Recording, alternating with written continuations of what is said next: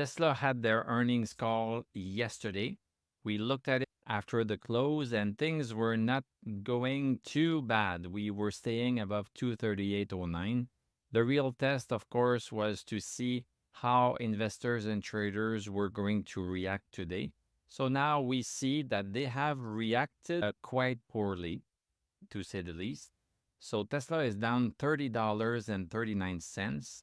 We closed at 215.99. So this is a move down of 12%. 12% move down. Post-market, we seem to be up by 26 cents. Let's go right away to the 1-hour chart. So on the 1-hour chart, we have here, we had the big move up in Tesla. We could not break 265.30. We tried very hard. July 10th, we tried for 5 hours straight, and then we started to come down. So we tried again.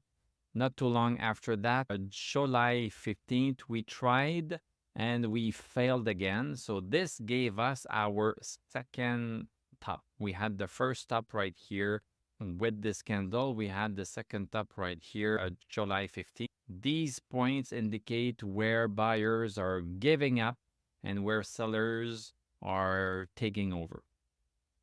So if we drew a line from that point, we see that it perfectly describes what was going to happen. And you see, we hit that line very, almost perfectly except this one. So this is very interesting information. So Tesla had been going down from 265.32. It has been going down. It was trending down.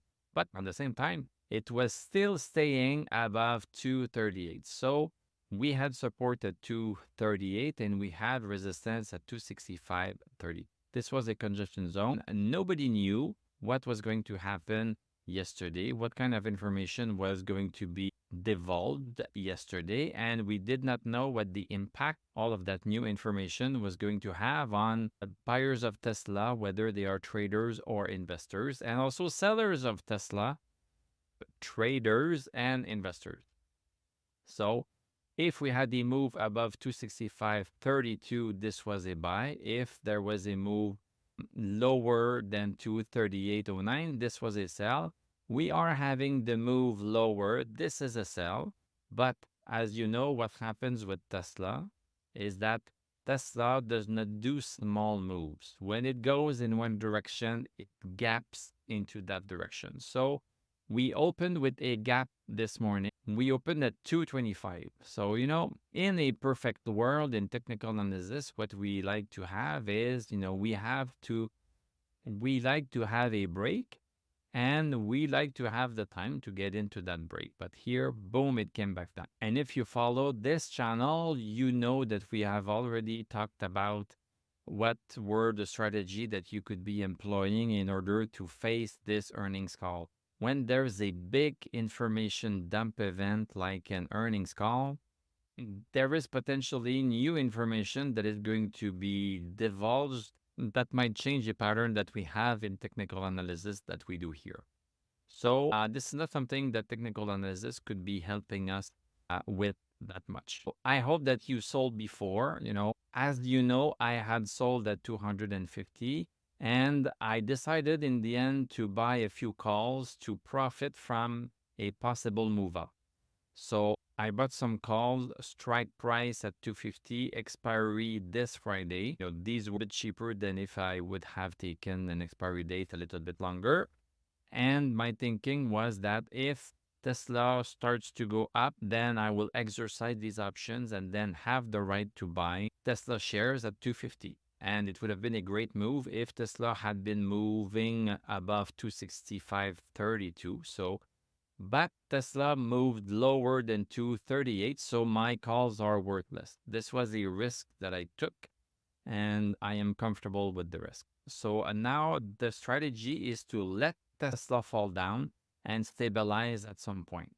So right now, we have a few support lines that could be helping us guide our decisions. We had some support at 217.65 right here, but we went through it. And there's a little bit of support right here before a gap that we had in the past at 212.28. So right now, we are stuck into these two lines. But, this is just one candle.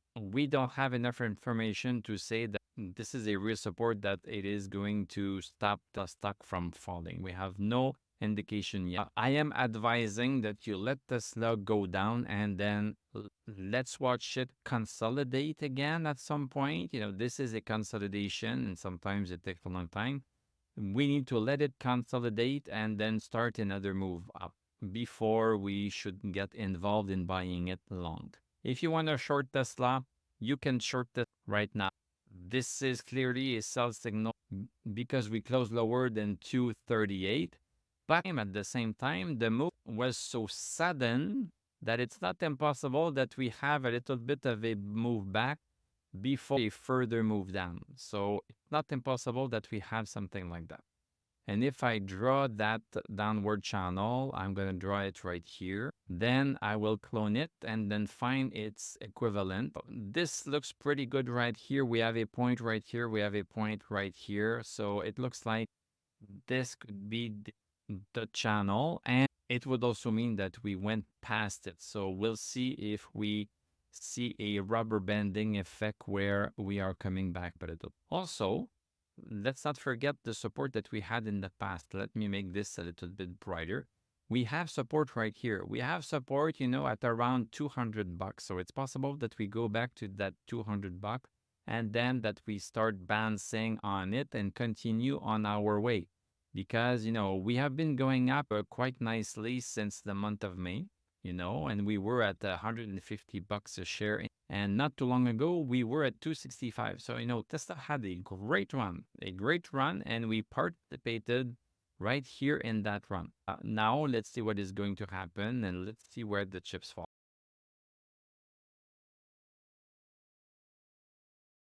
And if you want to learn how to draw lines like I do, I have a live masterclass that I'm going to hold July 28th, next Sunday, from 1 p.m. to 3 p.m. Eastern Time. The cost is $97 US. You are going to get a copy of the recorded course, and you will also get a copy of my material.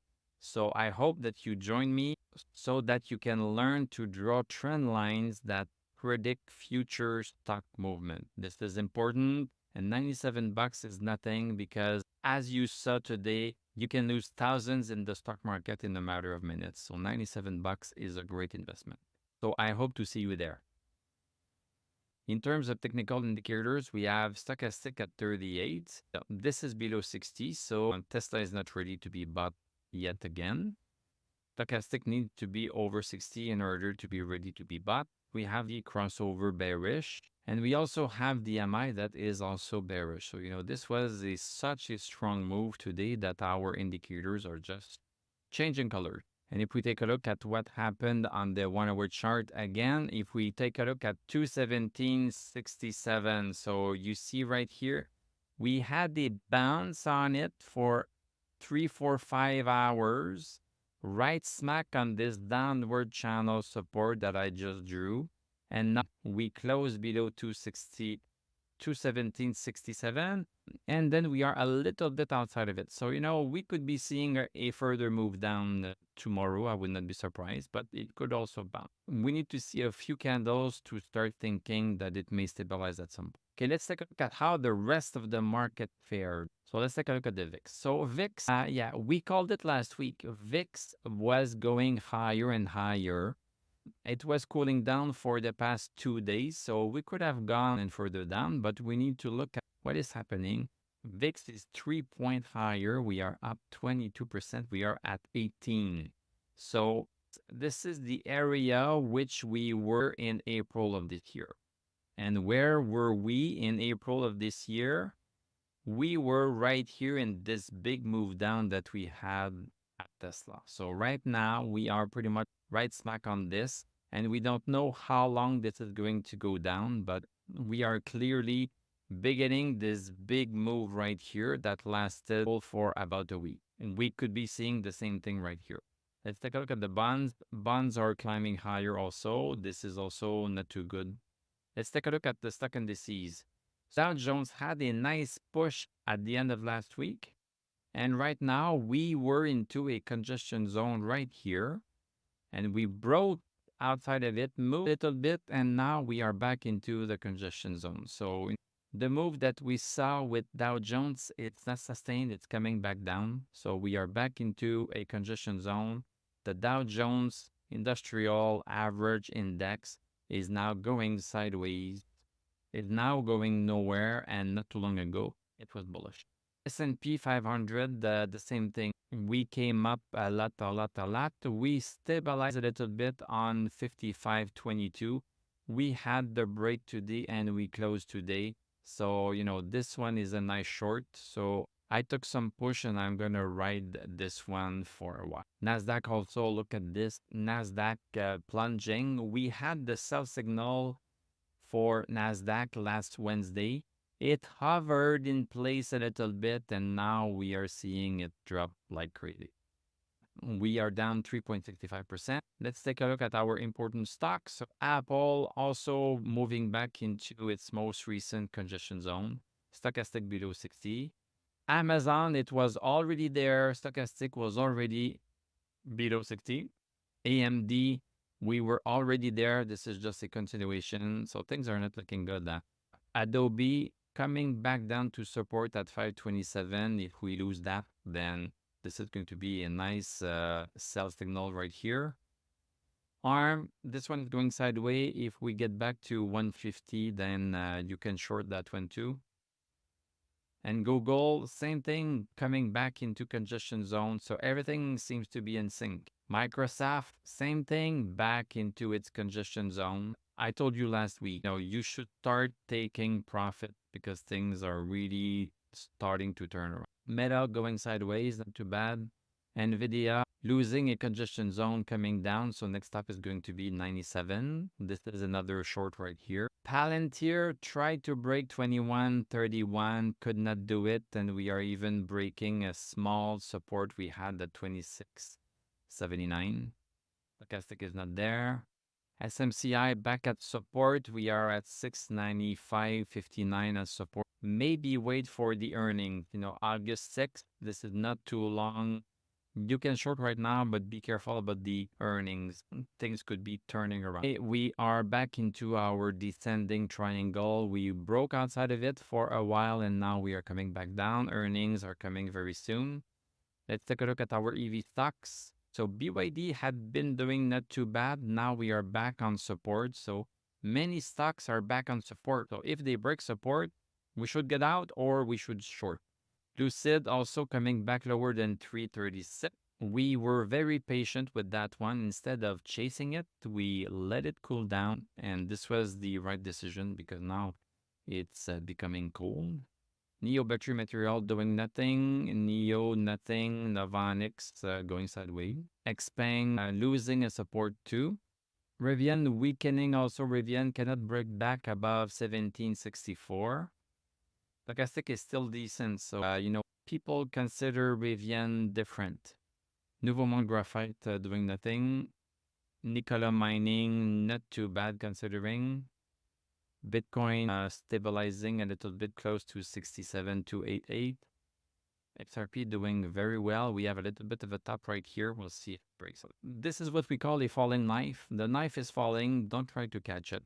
You can short it if you want, and then we are going to recollect to see where Tesla goes back down to reconsolidate, and then we can start thinking about getting into Tesla again eventually. Thank you very much for watching. Thank you for liking, commenting, subscribing. If you like what I do, you can become a YouTube member. Click on my TradingView affiliate link. I'm going to wish you a great evening. We are going to talk tomorrow, and I'm going to tell you à la prochaine.